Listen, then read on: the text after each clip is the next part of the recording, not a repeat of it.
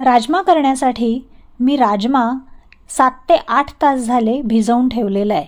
आता हा फुलून वर आलेला आहे, म्हणून भिजवताना भरपूर पाणी घालायचं. आता हा भिजलेला राजमा आपण कुकरमध्ये घालणार आहोत आणि 6 ते 7 शिट्या देणार आहोत.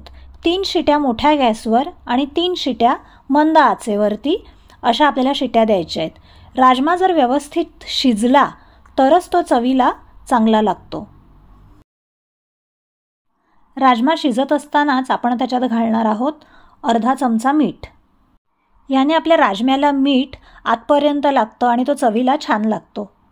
आता त्याच्यात आपण घालणार आहोत 1 दालचिनीचा तुकडा, 1 मोठी वेलची आणि 1 छोटी वेलची. ह्याने संपूर्ण जो अर्क आहे हा सगळा अर्क आपल्या पाण्यात उतरतो, सुगंध फार छान येतो. आणि तेजपत्ता.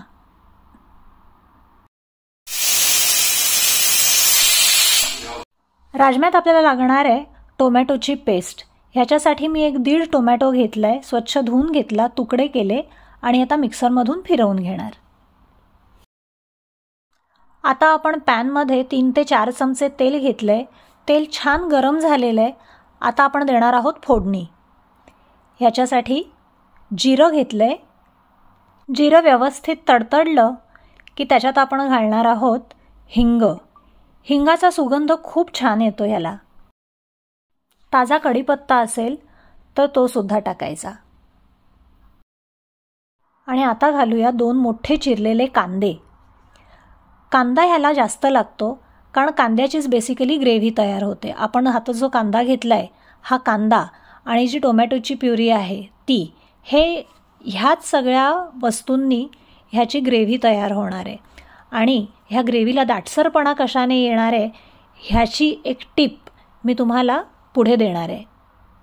त्याआधी आपल्याला हा कांदा व्यवस्थित शिजवून घ्यायचा आहे, कारण कुठल्याही भाजीत किंवा ग्रेव्हीमध्ये जर कांदा व्यवस्थित शिजला नाही तर मात्र बाकी आपण काहीही केलं तरी त्याची तशी चांगली चव लागत नाही. कांदा असा ग्रेव्हीवरती तरंगायला लागतो, जो अजिबात तरंगता कामा नये. आणि आपलं तेलाचं प्रमाण लिमिटेड असल्यामुळे मी जसं तुम्हाला नेहमी सांगते की कांद्यावरती थोडंसं मीठ घालायचं. त्याने कांद्याला पाणी सुटतं आणि त्या पाण्यामध्ये कांदा व्यवस्थित छान शिजतो आणि कांद्याला मिठाची चवसुद्धा व्यवस्थित लागते. आता आपण ठेवूया झाकण आणि 5 मिनिटं त्याला त्या पाण्यामध्ये शिजू देऊया. आता 5 मिनिटानंतर आपला कांदा 50% शिजलेला आहे. आता आपण घालणार आहोत ह्याच्यात पुढचे मसाले आणि ते सुद्धा परतून घ्यायचे आहेत. सो तोपर्यंत आपला कांदा व्यवस्थित शिजेल. यात आपण घातलेलं आहे 1 ते 1.5 चमचा आलं, लसूण आणि मिरचीची पेस्ट आणि हळद. आता आपण हे कांद्यावरती व्यवस्थित भाजून घेऊया. त्याने आपली आलं आणि लसणाचा जो कच्चा वास आहे तो निघून जाईल. आणि मग घालूया आपले पुढचे मसाले. 1 चमचा धणापूड, 2 चमचे लाल मिरचीची पावडर, ही रंग आणि तिखट अशी दोन्ही आहे. आणि आता घालूया ह्याच्यात टोमॅटोची पेस्ट. टोमॅटो कच्चा असल्यामुळे आता आपल्याला हा टोमॅटो व्यवस्थित शिजू द्यायचा आहे. मगाशी जे आपण 50% कांदा भाजला होता तो ह्याच्यासाठीच भाजला होता, कारण नंतर हे जे येणारे मसाले आहेत त्यात कांदा पुन्हा परतला जाणार आहे आणि तो पूर्ण व्यवस्थित ह्या सगळ्यांबरोबर शिजला जाणार आहे. तुम्ही बघताय की आपली ग्रेव्ही खूप छान व्हायला ऑलरेडी सुरुवात झालेली आहे. कांदा व्यवस्थित शिजला असला ना की ग्रेव्ही व्हायला वेळ लागत नाही. आणि आता आपण घालणार आहोत ह्याच्यात 2 ते 3 चमचे दही. राजम्यामध्ये ही दह्याची चव खूप छान लागते. तुम्हाला आत्ता वाटत असेल की टोमॅटोसुद्धा आहे, दहीसुद्धा आहे, तर हा आंबट लागेल का? तर अजिबात नाही.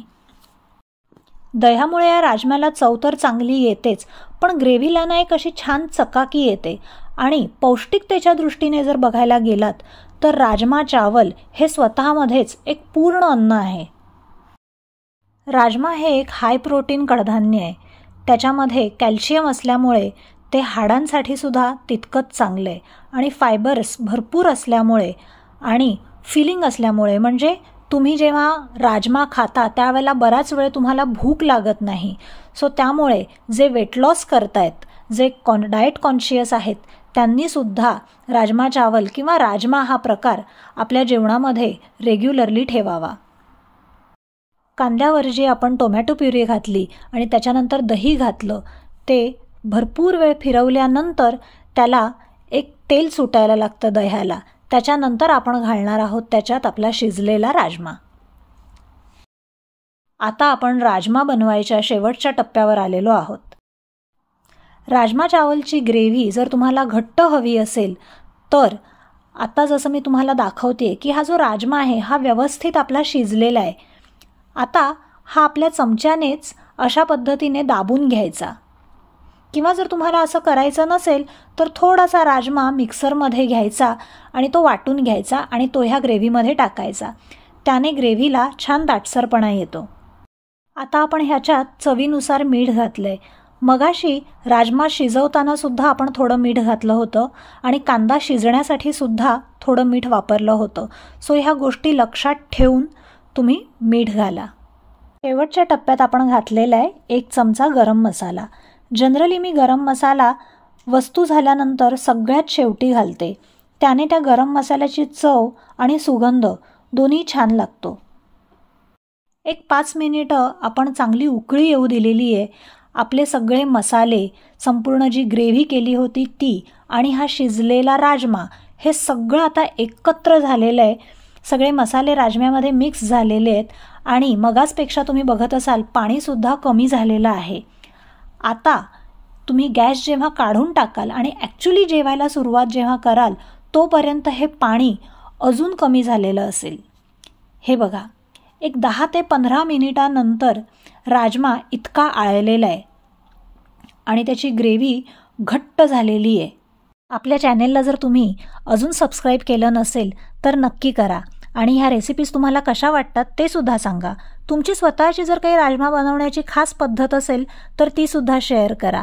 पुढच्या व्हिडिओत मी ती सगळ्या दर्शकांबरोबर शेअर करीन. हा राजमा गरम गरम चपाती किंवा वाफाळलेला भात दोघांबरोबरही उत्तम लागतो. तुम्हाला कसा लागला हे मला सांगायला विसरू नका. पुन्हा भेटू. बाय.